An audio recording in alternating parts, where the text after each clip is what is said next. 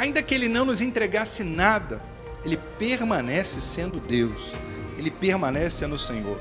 Na experiência de tantos personagens da Bíblia e na vida presente de nossos irmãos, aqueles que decidem, aqueles que escolhem viver uma vida santa, pura e reta na presença de Deus, tem bons resultados para colher. Santidade gera conquista, santidade gera prosperidade, santidade gera vitória. A decisão dele de ser íntegro o oportunizou muito além do que manjares, muito além do que uma comida. Proporcionou a ele riqueza, poder, influência, mas acima de tudo, fidelidade a um Deus que sempre é fiel na direção da nossa vida.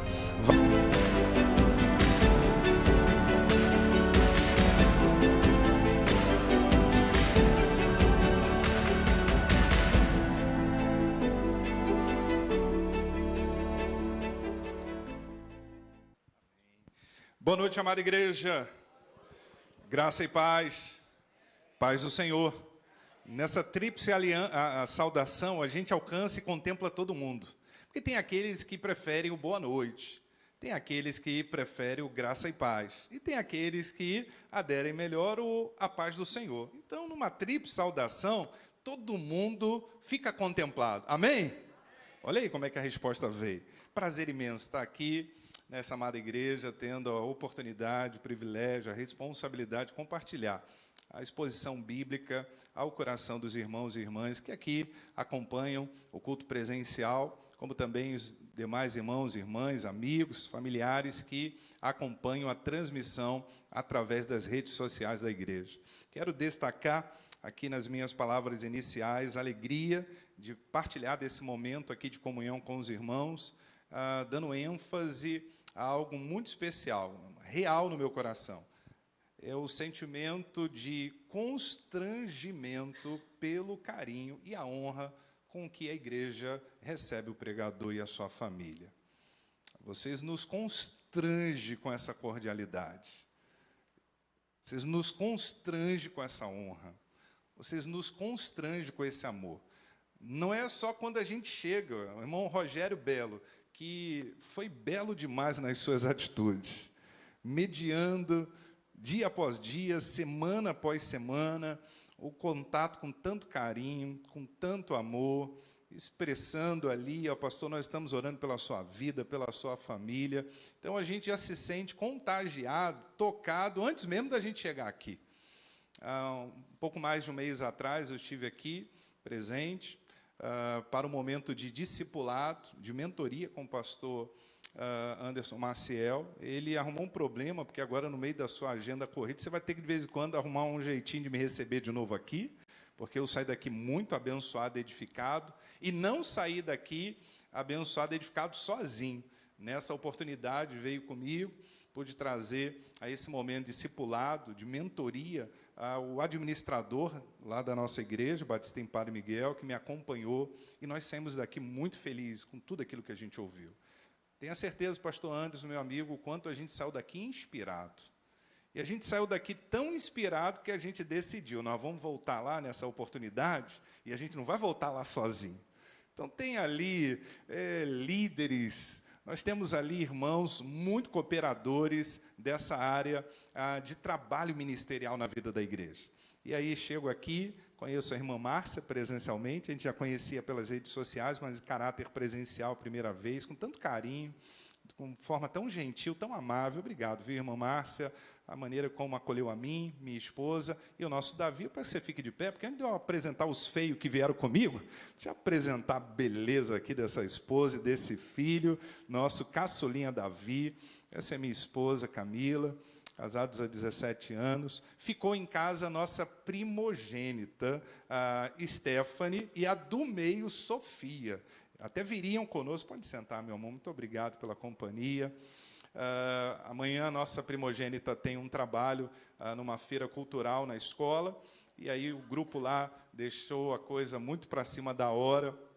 E aí ela precisou ficar em casa. E a caçulinha se dá muito bem com ela, interage bem. Ela falou, deixa a Sofia aqui. Porque nessa batida também de trabalho ministerial, acaba que às vezes os filhos também querem um pouco de descanso, já que amanhã também estão na igreja, e aí a gente vem no feriado também de batida, de estar ministrando também em outras igrejas nesse final de semana. E aí eu quero apresentar, falei que eles são feios, mas não, são príncipes de Jesus, são homens de Deus. Quero pedir que eles fiquem de pé, por gentileza. Está conosco aqui o Ângelo, Sérgio, Sebastião, Dilson, pastor Luiz Santos, Deilson e Emanuel. Que Deus abençoe. Eu costumo nutrir a seguinte expressão no coração sobre presença. Eu digo que a presença fala mais alto do que as palavras. A presença fala mais do que as palavras. Então, só o fato de vocês estarem aqui, como o pastor Anderson falou, numa noite fria, chuvosa, vocês decidiram acompanhar o vosso pastor, e eu estou muito feliz. Sinto-me debaixo de uma cobertura de oração, e esse carinho, essa companhia me faz muito bem. Que Deus abençoe em nome de Jesus. Vocês podem se assentar. Amém. Os irmãos estão curiosos depois de fazer um tour na igreja, porque, de fato, a gente saiu daqui inspirado, e a turma entra naquele corredor bonito de uma linha do tempo, né, com uma identificação tão clara, tão marcante, um pouquinho do que representa a história dessa igreja, esse novo tempo ministerial aqui em Vila da Penha, e o quanto essa comunicação visual traz excelência também em sua assinatura. Mas agora é a hora que o diácono, aquele irmão que fica com a contagem do tempo, agora pode soltar o tempo.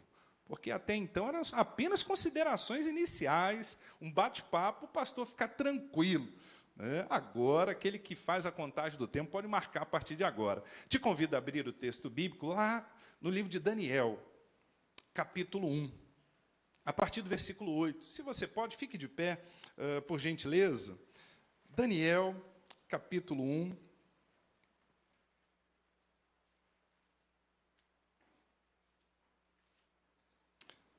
Acompanhando um pouquinho da rede social para poder também estar ligado, conectado com aquilo que certamente também é desejo da igreja partilhar como estudo, como leitura, como palavra do Senhor sobre o tema que os irmãos já vêm sendo ministrado ao longo de um tempo nesse ano, sobre santidade. Pude perceber, acompanhei de forma bem breve alguns vídeos assim, eu falei, que legal, já vem um tempo sendo ministrados sobre o tema de santidade. E aí, na proposta dessa noite, santidade no corpo e santidade na mente. Eu fiquei tendencioso, Rogério, a seguir numa vibe até dentro do caráter de uma atuação minha fora da esfera pastoral, que é como psicólogo. Em dado momento, estudando o sermão, quando eu via dentro de um caráter saúde do corpo e saúde da mente. Falei, não é essa a proposta? Deixa eu voltar ao eixo. Irmão Ricardo, deixa eu voltar aqui ao ponto original. E aí, não é saúde do corpo, não é saúde da mente, porque muitos irmãos, pastores, colegas, sabendo desse ofício, muitas vezes me conduzem a uma palavra que atravesse esse campo psicológico. Mas não é sobre essa parte que nós conversaremos nessa noite, e sim sobre santidade no corpo, como também santidade na mente. Diz a palavra do Senhor assim, a partir do versículo 8. Daniel resolveu não se contaminar com as finas iguarias do rei. Eu estou lendo aqui na versão NAA. Na versão NVI, o texto vai dizer que Daniel decidiu não se contaminar. Ele decidiu. Mas na versão que aqui me encontro, NA, diz, Daniel resolveu não se contaminar com as finas iguarias do rei, nem com o vinho que ele bebia. Por isso pediu ao chefe dos eunucos que lhe permitisse não se contaminar. E Deus concedeu a Daniel misericórdia e compreensão da parte do chefe dos eunucos. Porém, o chefe dos eunucos disse a Daniel, tenho medo do meu senhor, o rei, que determinou que vocês devem comer e beber. E se ele perceber que o rosto de vocês está mais abatido do que o rosto dos outros jovens da mesma idade, se isto viesse a acontecer, vocês poriam a minha cabeça em perigo diante do rei. Então Daniel foi falar com o cozinheiro-chefe. a quem o chefe dos eunucos havia encarregado de cuidar de Daniel, Ananias, Misael e Azarias. Daniel disse a ele: por favor, faça uma experiência com os seus servos durante 10 dias. Dê-nos legumes para comer e água para beber. Depois, compare a nossa aparência com a dos jovens que comem das finas iguarias do rei. Dependendo do que enxergar, o Senhor decidirá o que fazer com esses seus servos. O cozinheiro-chefe concordou e fez a experiência durante 10 dias. No fim dos 10 dias, a aparência dos 4 jovens era melhor, e eles estavam mais robustos do que todos os jovens que comiam das finas iguarias do rei. Com isto, o cozinheiro-chefe tirou deles as finas iguarias e o vinho que deviam beber, e lhes dava legumes. Ora, a estes 4 jovens, Deus deu conhecimento e a inteligência em toda cultura e sabedoria. Mas a Daniel deu inteligência para interpretar todo tipo de visões e sonhos. Ao final do tempo determinado pelo rei, para que os jovens fossem levados à sua presença, o chefe dos eunucos os levou à presença de Nabucodonosor. Então, o rei falou com eles, e entre todos não foram achados outros como Daniel, Ananias, Misael e Azarias. Por isso, passaram a servir o rei em toda a matéria de sabedoria e de inteligência sobre o que o rei lhes fez perguntas, os achou 10 vezes mais sábios do que todos os magos e encantadores que havia em todo o seu reino.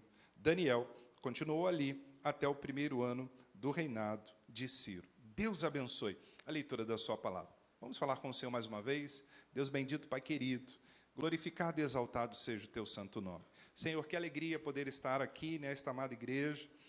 Como já foi dito aqui, Senhor, sendo recebido de uma forma tão amável, tão carinhosa, tão honrosa. Peço a Ti que o Senhor continue abençoando rica e abundantemente todo esse ministério, cada família que faz parte deste rebanho, deste aprisco, e aquelas muitas e muitas famílias que certamente ainda encontrarão o Teu caminho aqui neste lugar.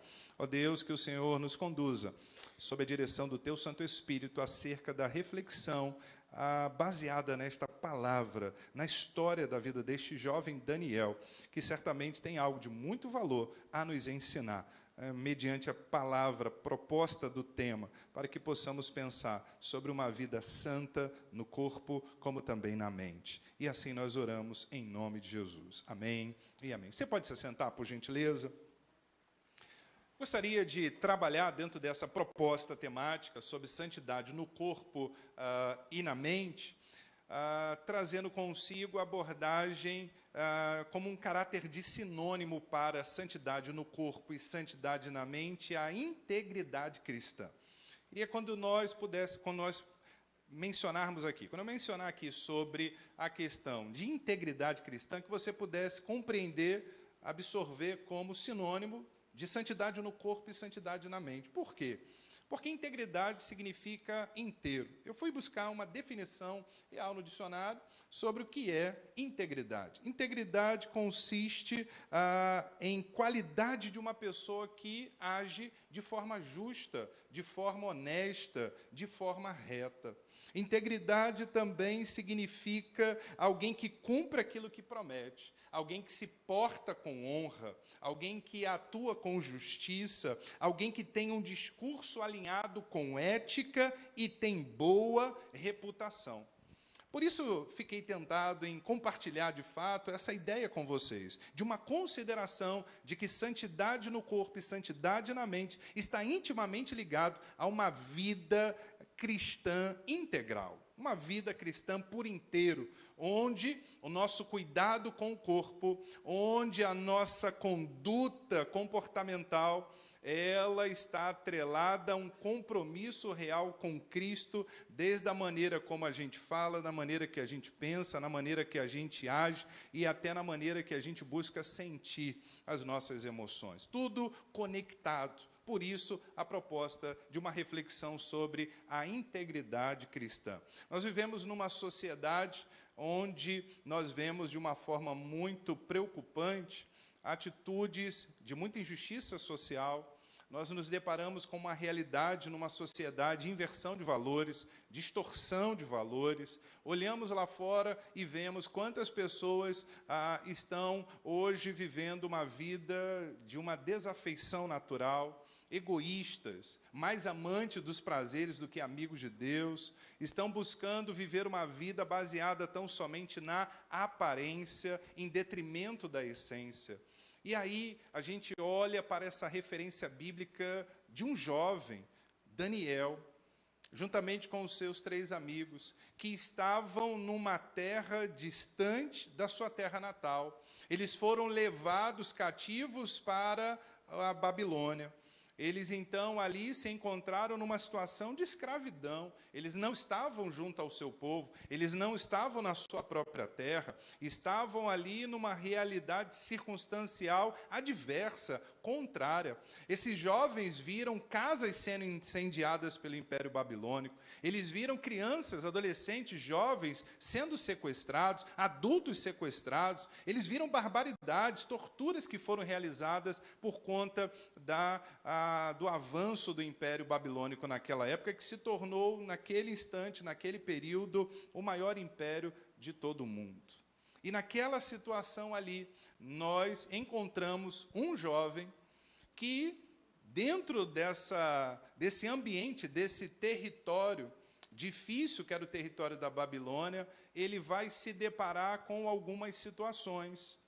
Interessante porque, inicialmente, a gente percebe que para conservar uma vida santa no corpo, na mente, no espírito, uma vida íntegra no corpo, alma e espírito, nós enfrentaremos muitos desafios, mas vale destacar que é possível, sim, ter uma vida cristã integral. É possível viver uma vida santa na presença de Deus. Mas nós vamos ver que Daniel enfrentou algumas dificuldades para que pudesse ser capaz, em Deus, de conservar tal integridade. Para que pudesse conservar um corpo santo, uma mente santa, uma conduta irrepreensível. Ele ali sofreu de oportunidades perigosas. Ele precisou encarar determinados riscos. Ele passa por uma situação circunstancial de dor e sofrimento. Ele também vai viver o outro lado da moeda. Ele sai, em dado momento, de uma condição de escravo para alguém que assume uma posição política de destaque. Afinal de contas, ele também vai se tornar um líder político, um governador. Então, ele experimentou escravidão e experimentou riqueza. Ele experimentou escassez, dificuldade, mas ele também experimentou situações de poder, de autoridade, situação de liderança política. E ele soube conservar a santidade, a integridade em todas essas circunstâncias. De modo que eu gostaria, então, de propor para a nossa reflexão nessa noite 3 tópicos à luz da história, da experiência desse jovem Daniel, onde nós lemos no versículo 8 que ele decidiu, ou em outra tradução, resolveu não se contaminar com os manjares do rei, com as finas iguarias do rei. É interessante porque, para muita gente, a santidade, integridade, para muitas pessoas lá fora, a ideia de santidade, de integridade cristã é quase encarado como um dom. E nós sabemos que dom é algo que vem de quem? De Deus para nós. Fruto é do homem para Deus, mas dom é de Deus para o homem. E quando nós olhamos a expressão no versículo 8 de Daniel, que declara que decidiu, resolveu não se contaminar, eu passo a compreender que integridade, santidade, não é um dom, é uma decisão. É uma decisão. Somos nós que decidimos ou não vivermos uma vida santa, uma vida reta, uma vida justa, uma vida íntegra, porque há um livre-arbítrio para que o homem possa escolher o caminho que ele quer seguir. Há um livre-arbítrio para que nós façamos as escolhas que o nosso coração deseja fazer. E quando nós olhamos para Daniel, num ambiente de território estrangeiro, numa cultura pagã, diante de um mundo tão corrupto naquela época, Daniel escolheu, resolveu, decidiu não se contaminar. E aí, quando nós olhamos para a vida cristã, onde a palavra do Senhor requer de nós, como princípio, sermos santos, porque servimos a um Deus que é santo, nós vamos precisar considerar que é possível conservar uma vida santa no corpo, alma e espírito, mesmo diante de situações difíceis, mesmo diante de condições contrárias. É possível mantermos uma vida íntegra na presença de Deus. E aí é onde a gente invade esse primeiro tópico, porque Daniel, ele se encontrava numa situação de sofrimento. Onde está a sua família? Onde estão seus vizinhos? Onde está a sua casa? Onde está a praça que ele jogava bola com os seus amigos? Onde está o território em que, desde a sua infância, ali ele cresceu e se acostumou ali a viver? Estava a quilômetros de distância da Babilônia. Quantas pessoas Daniel viu ali sendo presas, sendo torturadas, sendo assassinadas? E ali, agora, num ambiente em que, se ele transgride uma determinação real, palacial, ele sofreria certamente o risco de uma prisão, no mínimo, ou até mesmo da morte. E Daniel, em toda essa esfera de sofrimento, em todo um ambiente contrário, permanecia fiel ao Senhor, o seu Deus. Com isso, a gente precisa considerar, meus irmãos, quantos cristãos, frente a dificuldades, a situações difíceis no trabalho, na saúde, no casamento, no relacionamento parental, vem uma enfermidade, e tal irmão, não lá da igreja de Padre Miguel, não aqui da igreja de Vila da Penha, mas lá da igreja da Conchinchina, quando se depara diante de uma situação contrária, acaba muitas vezes arrefecendo na fé. Quando se vê diante de um difícil desafio, se vê muitas vezes murmurando, se vê muitas vezes desanimando, já perde o interesse de ler a Bíblia, já perde o interesse de vir à casa do Senhor, porque se deparou com uma situação adversa, porque o sofrimento bateu a porta. Há um livro espetacular de Philip Yancey que tem como título Onde está Deus quando chega a dor? Muitas vezes as pessoas questionam onde está Deus quando a dor chega, quando o sofrimento bate a porta, invade a nossa casa sem ser convidado.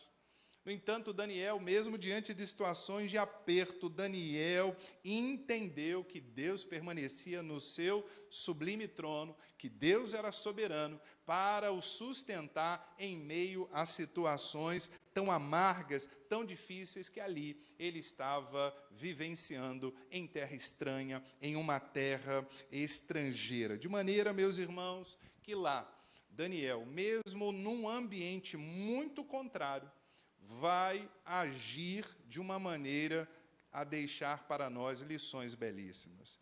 E a primeira a ser destacada é justamente essa: é possível conservar uma vida santa em meio ao sofrimento. Quando nós olhamos o texto bíblico, desde o Antigo Testamento até o Novo Testamento, nós vamos perceber que há uma realidade em que a Bíblia ela não esconde o sofrimento dos personagens da Bíblia. Ela apresenta. Há uma realidade que nós vamos ver homens e mulheres de Deus passando por situações de intenso sofrimento, tanto na realidade do Antigo Testamento como do Novo Testamento. Obviamente que na igreja do primeiro século, por conta da perseguição do Império Romano contra a igreja de Cristo, contra aquelas nossas primeiras comunidades de fé, a partir do primeiro século, nós vamos ver um nível terrível de sofrimento imposto aos nossos irmãos cristãos da igreja, que nós chamamos de igreja primitiva.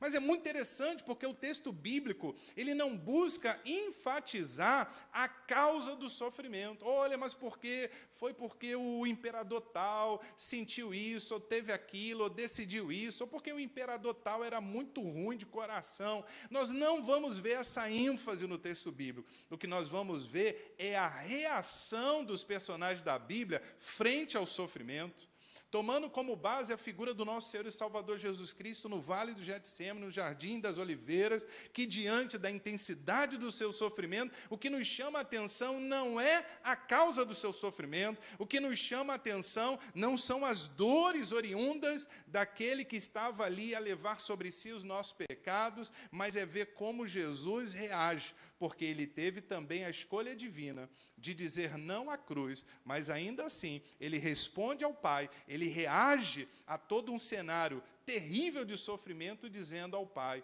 Pai, passe-te de mim este cálice sem que eu beba, mas seja feita a tua vontade. Essa é a grande sacada, é a grande realidade da vida cristã, porque todos nós vamos passar por dias maus. A grande realidade, o nosso desafio é não eternizar o dia mau, e a realidade circunstancial da vida do cristão não se vê numa isenção de problema, mas no fato de que se Jesus está conosco, quando a adversidade chega, quando o problema bate a porta e invade a nossa casa sem ser convidado, logo o Novo Testamento ele apresenta a reação desses nossos irmãos e irmãs frente ao sofrimento.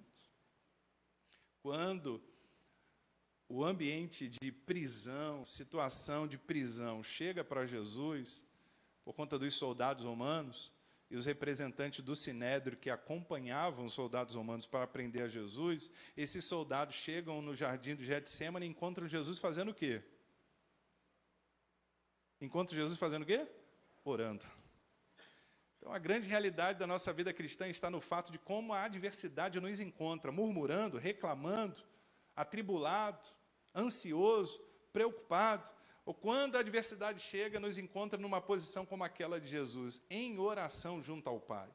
Meus irmãos, diante desse cenário de sofrimento, há um destaque muito interessante que a gente pode encontrar em destaque no Novo Testamento sobre como nós devemos reagir frente àquilo que muitas vezes enxergamos como algo insuportável, como algo insuperável. E aí, quando nós olhamos para essa expectativa, para esse cenário de vida dos nossos irmãos da comunidade de fé do primeiro século, o que nós vamos identificar é que mesmo diante do sofrimento é possível ser santo, porque diante do sofrimento nós podemos considerar que na luta, na dor, no problema que nós enfrentamos, nós podemos encontrar uma dimensão pedagógica. Nós podemos encontrar em meio à dor, em meio ao sofrimento, uma capacidade de extrair boas lições que farão grande diferença na nossa vida no porvir. É quando nós nos lembramos de Romanos capítulo 8, versículo 28, o texto bíblico você conhece, que diz: todas as coisas contribuem, ou em outra tradução, todas as coisas cooperam para o bem daqueles que amam a Deus, daqueles que são chamados segundo o seu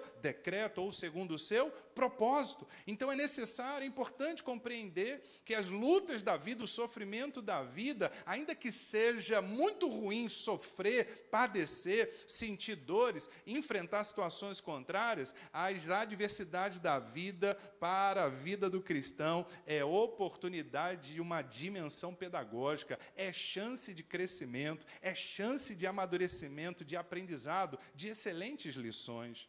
Outra oportunidade que a gente pode aprender diante do sofrimento que a gente enfrenta na vida, mantendo-se uma vida pura, santa, reta diante de Deus, é que é possível encontrar solução em meio a sofrimento. O apóstolo Paulo vai declarar que não há sofrimento que dure para sempre. 2 Coríntios, capítulo 4, versículo 17, o texto bíblico diz que toda a tribulação, ela é leve e ela é momentânea, e ela produz para nós um eterno peso de glória muito excelente. E o versículo 18 diz: não atentando-se nós para aquilo que é visível, para aquilo que os olhos podem ver, porque aquilo que os olhos podem ver é passageiro, mas aquilo que os olhos não podem ver é o quê? Eterno. Então é necessário, diante dessa palavra, a gente poder compreender, termos a capacidade de discernimento de que os problemas, o sofrimento, a dificuldade da vida tem validade para terminar. Tem um tempo certo para acabar, porque não há sofrimento que dure para sempre. Você pode repetir isso comigo? Não há sofrimento que dure para sempre. Uma terceira lição de Daniel e de tantos outros personagens da Bíblia que passaram por situações contrárias é que é possível que você conserve na sua vida a prática da santidade no corpo, alma e espírito como um caráter integral na sua vida cristã, sendo um agente de cura, amparo e consolo na direção de alguém que se encontra frente a um sofrimento. Lá mesmo, na segunda epístola de Paulo a Coríntios, no capítulo 1, a partir do versículo 3, o texto bíblico diz que nós servimos a um Deus, e o apóstolo Paulo o adora, o glorifica, dizendo: bendito seja o Deus e Pai, Deus de misericórdias e de toda consolação, que com a consolação em que Ele nos consola, nós recebemos essa consolação para sermos instrumento de consolo na direção de outros. Então, o sofrimento, ele para nós é aprendizado. O sofrimento na nossa vida deve ser encarado como algo momentâneo, como algo passageiro, muito mais leve do que aquilo que a gente imagina, como nos ensina o apóstolo Paulo. Mas também o sofrimento é uma oportunidade para que possamos adquirir experiências, para que nós saibamos lidar no amanhã melhor com o problema que a gente está evidenciando, ou que evidenciou em tempos atrás, e nos tornemos agente de cura, de amparo, de auxílio às pessoas que nos cercam. Porque não é possível passarmos por uma grande luta, no poder do nome de Jesus, superarmos e sairmos daquela situação da mesma maneira como a gente entrou. Não é possível não levar uma experiência. Não é possível, diante da tribulação, não sair dela com maior esperança, não sair desse cenário difícil com uma capacidade de poder ministrar, através da ação do Espírito Santo, através da palavra e da experiência vivida, na direção de alguém, algo que faça diferença na vida de quem recebe. Daniel, mesmo nesse cenário crítico, calamitoso, torna-se para nós um valoroso modelo de servo fiel a Deus, ao mostrar-nos que é possível manter-se íntegro a despeito das provas mais atrozes, mais amargas que estão presentes na existência humana. Segundo ponto que eu aprendo na vida de Daniel, um jovem íntegro, um jovem santo, é que Daniel consegue conservar a sua integridade espiritual, mesmo diante de oportunidades e riscos. Quando nós vamos ler no versículo 5 do capítulo 1 de Daniel, nós vamos perceber que o rei, ele dá uma determinação. Ao trazer esses jovens talentosos, jovens judeus talentosos de Israel para a Babilônia, o rei Nabucodonosor, ele dá uma determinação, está lá no versículo 5.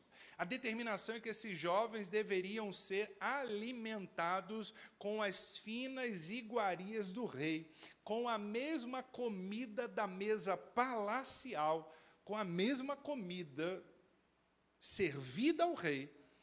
Esse mesmo alimento, esses manjares, serviria também a Daniel e aos seus amigos. A gente para analisar e a gente pensa assim, que mal tem nisso?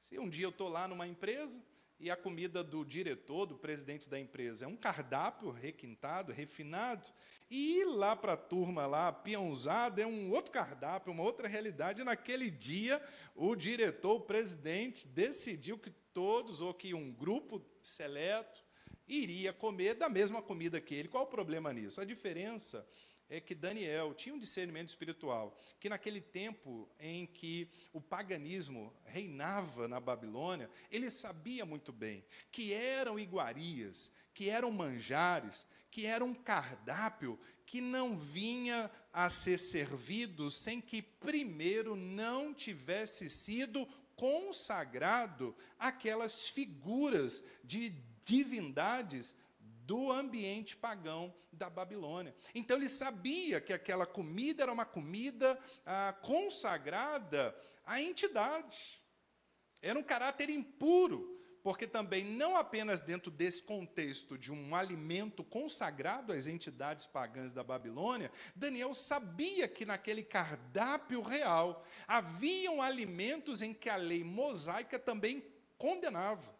Havia também naquele cardápio alimentos que, na forma em que eram preparados, eles também contradiziam, assim, a lei mosaica.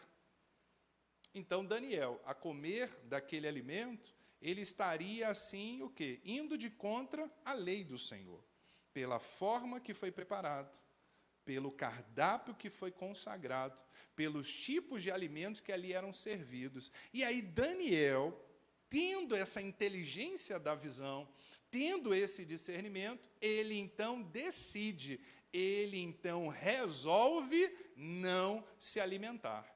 Meus irmãos, a gente está falando de um jovem que estava frente a uma oportunidade, tirar a barriga da miséria. A gente está diante de um jovem, juntamente com seus amigos, frente a uma oportunidade de ficar bem na fita diante da equipe palacial. Mas Daniel entendeu que havia algo errado, de que ele não estava ali para aproveitar uma oportunidade vinda da Babilônia. Ele estava ali para permanecer fiel ao nome do seu Deus. De maneira que ali Daniel recusa a oportunidade e ele acaba tendo que, com coragem e fé, assumir riscos. Nesse segundo ponto, o exemplo de Daniel para nós é possível conservar a santidade diante de oportunidades e de riscos nessa vida. E aí eu fui pesquisar um pouquinho sobre esse contexto, sobre riscos, e aí encontrei uma frase que muito me chamou a atenção de Augusto Cury. Ele diz: a vida é um contrato de risco, e na vida não há caminhos sem acidentes. Jean-Paul Sartre ele vai dizer que viver a vida é andar se equilibrando entre escolhas e consequências. Um outro autor chamado Peter Drucker, ele vai dizer que existe o risco que você não pode jamais correr e existe o risco que você não pode deixar de correr. Existem situações que a gente olha e diz: eu vou ter que me arriscar, vou dar um passo de fé, vamos comprar esse terreno aqui do lado, e eu estou falando de algo que agora já é realidade na vida desta igreja, vamos dar um passo de fé, e nós vamos comprar esse terreno. É um risco ou não é, gente? Muitas vezes o pastor, junto com o primeiro tesoureiro, com o administrador, são os primeiros a dar esse passo de fé, e a igreja vem junto nessa caminhada. E muitas situações parecem, aos olhos humanos, realmente uma situação de risco. Como é que a gente vai tirar esse dinheiro? A gente já disse que é nosso esse terreno, a gente já tomou posse, a gente já se apropriou pela fé. E agora, como é que a gente paga? Aí, Deus põe semente nas mãos para a gente semear. Mas é um desafio, é um risco. Agora, nós sabemos que existem outras situações que o risco é um caráter de irresponsabilidade. Porque quando Deus designa, quando Deus determina, quando Deus dá ordem, Ele garante. Amém, irmãos? Sim ou não? Deus mandou, Deus deu a direção. Agora, há situações que Deus não disse nada, que Deus não determinou nada, que Deus não ordenou nada, e a gente quer colocar, como diz os nossos pais, os pés pelas mãos. Aí é assumir um risco com irresponsabilidade. Um filósofo estoicista chamado Sêneca, ele vai dizer que para correr risco basta estar vivo. Para correr risco basta estar vivo. De modo que risco de fracassar, ser rejeitado, frustrar-se consigo mesmo, decepcionar-se com outros, ser incompreendido, ofendido, reprovado e adoecer. Pois para correr risco, basta estar vivo. Daniel, ele não estava ali, rejeitando uma oportunidade e correndo o risco de uma maneira irresponsável. Daniel entendeu que aceitar os manjares do rei era pagar um preço ao qual ele não estava determinado, porque ele entendia que comer das iguarias do rei era desobediência à lei de Deus. Portanto, ele preferiu correr o risco de cair nas mãos de Nabucodonosor do que cair nas mãos do Deus vivo. Por isso não foi um risco irresponsável, foi um risco consciente, porque no coração de Daniel havia um entendimento de não se contaminar, de não desagradar os princípios da palavra do Senhor, de não entrar em desobediência com Deus. Aos olhos de tantos outros jovens, seria uma baita oportunidade. Para muitos seria uma bênção singular, provar da comida do rei. Mas para Daniel isso não era uma bênção, para Daniel não era uma chance de ouro. Para Daniel, receber os favores do rei significaria para ele algo muito terrível: negociar princípios. E princípios bíblicos são inegociáveis. Princípios bíblicos são inegociáveis. Portanto, Daniel compreendeu que comer da comida do rei era negar o próprio Deus, era desobedecer mandamentos do Senhor, e esse preço era alto demais. Daniel decidiu, portanto, com sabedoria, humildade, inteligência e santidade, decidiu não provar, não se contaminar com esses manjares. Eu já estou caminhando para o final. Temos hoje o irmão aí tecladista, o irmão do violão. Pode nos dar esse apoio aí? Glória a Deus pela sua vida. É bênção quando a gente convida o músico para vir ao altar, porque o pastor Anderson Maciel, pastor experiente, pastor bonito por fora e por dentro, pastor inteligente demais, e aí ele não sofre disso não.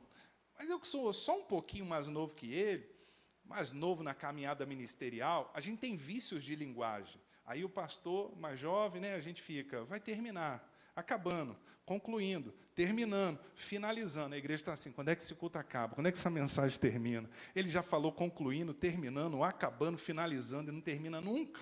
Mas quando a gente convida o músico, qual é a expectativa da igreja? Agora está acabando, o músico já subiu. E aí nessa a gente ganha pelo menos mais 5 minutos, amém, igreja? Amém? Vocês me aturam? Mais 5 minutos? Amém? Amém, glória a Deus. Meus irmãos, a igreja é muito amável, bondosa demais, gente. Oh, glória, meu amigo.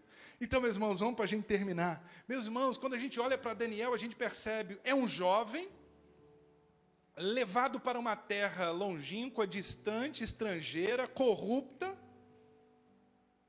Lá nessa terra, vão trocar o nome dele. Mas a despeito de Daniel ter sido levado para uma terra estrangeira, ter tido seu nome trocado, o coração de Daniel permanecia fiel ao Senhor. Trocaram o nome dele, mas não foram capazes de trocar o caráter de Daniel. Daniel percorreu corredores do palácio da Babilônia, permanecendo íntegro na presença do Senhor. Daniel foi ofertado como oportunidade para ele e seus amigos estudarem na melhor faculdade da Babilônia. E nos corredores da faculdade da Babilônia, Daniel não se corrompeu, Daniel não vendeu a sua alma para as divindades pagãs. Aplicando o nosso contexto, seria jovens de Deus caminhando na faculdade UERJ, na UFRJ, na Unigran Rio, na Rural, sem perder o coração, sem se contaminar com esses manjares, sem vender a alma para o diabo. Daniel é um exemplo de alguém que não se tornou produto do meio. Daniel é alguém que decidiu brilhar em meio à escuridão. No meio de um povo corrupto, Daniel foi instrumento de luz, foi um instrumento de santificação, para ali mostrar o valor daquele que de fato serve a Deus, porque as oportunidades e os riscos da Babilônia não seduziram o coração do jovem Daniel. E caminho agora para fechar esse sermão, dizendo que Daniel conservou a integridade, a santidade, mesmo diante das riquezas, mesmo diante do poder e mesmo diante da influência. Atos capítulo 2, versículo 48. Você pode acompanhar aí o que o texto bíblico diz? Olha aí, gente. De jovem escravo, Daniel agora é governador, é líder político, é estadista.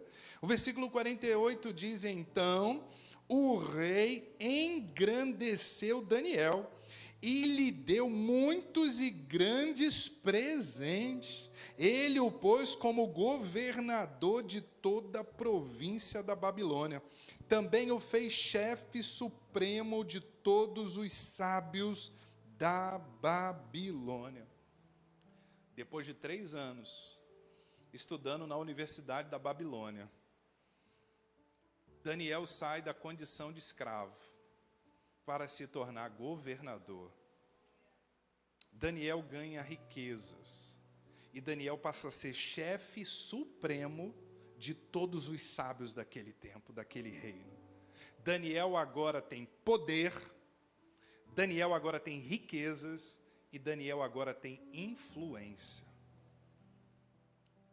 O sofrimento não foi capaz de corromper a integridade de Daniel.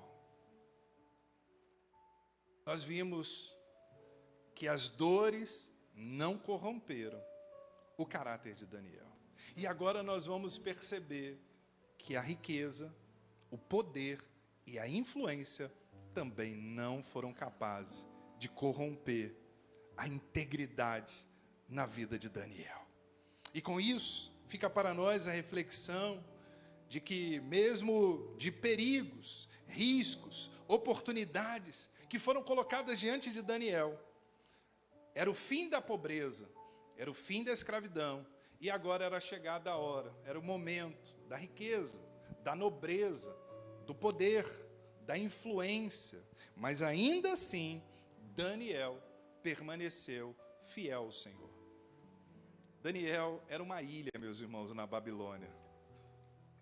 Uma ilha de santidade, uma ilha de integridade, cercado por um mar de corrupção, cercado por um mar de idolatria. Daniel permanecia incontaminável. Ele sabia quem era o Deus dele. Ele sabia quem era o soberano. Ele sabia o que Deus podia fazer. E a gente conhece a história de Daniel na cova dos leões. A gente conhece a história da fornalha. A gente conhece as lutas, os desafios que Daniel e seus amigos enfrentaram na Babilônia. Mas o que fica em destaque não são as situações contrárias que eles enfrentaram, mas a maneira como eles reagiram diante desse cenário contrário. Muitas pessoas pensam que o poder corrompe, mas o poder apenas revela o caráter de quem já é corrompido. Não é o poder que corrompe, não é o dinheiro que corrompe, não é a capacidade de influência que corrompe, é um coração corrompido que se revela quando o dinheiro chega, quando o poder chega, quando a influência chega. Porque Daniel teve tudo isso e permaneceu inabalável na presença do Senhor, irrepreensível na presença do Senhor. Daniel foi um homem fiel, se manteve santo enquanto escravo, se manteve santo enquanto governador. Olha a diferença. Olha que exemplo. Olha que modelo. Ele foi fiel a Deus na pobreza, foi fiel a Deus na riqueza. Foi fiel a Deus na juventude, foi fiel a Deus na velhice. Independente dos corredores por onde ele passou, Daniel conservou santidade no corpo, na alma e no espírito. Feche então esse sermão lendo com vocês Hebreus, capítulo 12, versículo 14, em que a palavra do Senhor diz: esforça-te para viver em paz com todos e para serem santos. Sem santidade, ninguém verá o Senhor. Em resumo dessa palavra, o que eu aprendo é uma vida santa, no corpo, na alma, no espírito, uma vida espiritualmente íntegra, uma vida cristã integral gera bons resultados. Vamos sair daqui hoje com esse entendimento, porque mesmo sendo santos e Deus não nos recompensando, ele permanece sendo Deus, ele permanece sendo o Senhor. Ainda que ele não nos entregasse nada, ele permanece sendo Deus, ele permanece sendo o Senhor. Mas o que nós vemos na sua palavra, na experiência de tantos personagens da Bíblia e na vida presente de nossos irmãos, familiares, amigos, igreja de Cristo no tempo que se chama hoje, é aqueles que decidem, aqueles que escolhem viver uma vida santa, pura e reta na presença de Deus, tem bons resultados para colher. Vamos sair daqui dessa noite entendendo: santidade gera bons resultados, santidade gera conquista, santidade gera prosperidade, santidade gera vitória. Foi o que aconteceu com esse jovem. A decisão dele de ser íntegro o oportunizou muito além do que manjares, muito além do que uma comida, muito além do que uma bacalhauada, muito além do que um vinho. Proporcionou a ele riqueza, poder, influência, mas acima de tudo, fidelidade a um Deus que sempre é fiel na direção da nossa vida. Vale a pena ser santo, vale a pena não negociar princípio, e como recompensa para os santos, vida eterna no céu. Para recompensa aos santos, veremos a glória de Deus. Para recompensa aos santos, tem bons resultados para a gente poder colher no céu, e antes de lá chegarmos, tem bons resultados para colhermos aqui na terra. Que Deus abençoe essa igreja, que Deus continue elevando essa igreja cada dia mais a conquistas materiais, acima de tudo espirituais, fazendo diferença no território em que essa igreja há tantos anos aqui está plantada. Que Deus abençoe. Feche seus olhos, vamos orar. Pai, Deus bendito, que alegria, Senhor, partilhar de um púlpito, ó Deus, que tem, ó Deus, o teu servo, o anjo dessa igreja, pastoreando esse rebanho com tanta excelência, com temor ao Senhor, com dependência ao teu Santo Espírito, um mestre, um discipulador, um pastor de pastores. E que alegria, Senhor Deus, estar aqui junto à família espiritual da Primeira Igreja Batista em Vila da Penha, ser recebido de forma tão amável, carinhosa por esses meus irmãos. E peço a Ti, Senhor, para que esta igreja continue avançando debaixo do temor do Senhor, que essa igreja continue mergulhando numa vida santa, pura, reta, íntegra na Tua presença, porque essa igreja tem colhido tão bons resultados em tão pouco tempo, no tempo que se chama hoje, e coisas maiores hão de vir, pois é a promessa do Senhor para o teu povo, é promessa do Senhor para as ovelhas desse rebanho. Que o Senhor continue dando a cada família aqui neste lugar saúde no corpo, na alma e no espírito, e que permaneçam sempre caminhando por princípios bíblicos, e certamente o melhor ainda irão experimentar diante do Senhor aqui neste lugar. E assim nós oramos e te agradecemos em o nome de Jesus. Amém e amém. Deus abençoe. Gratidão pelo carinho.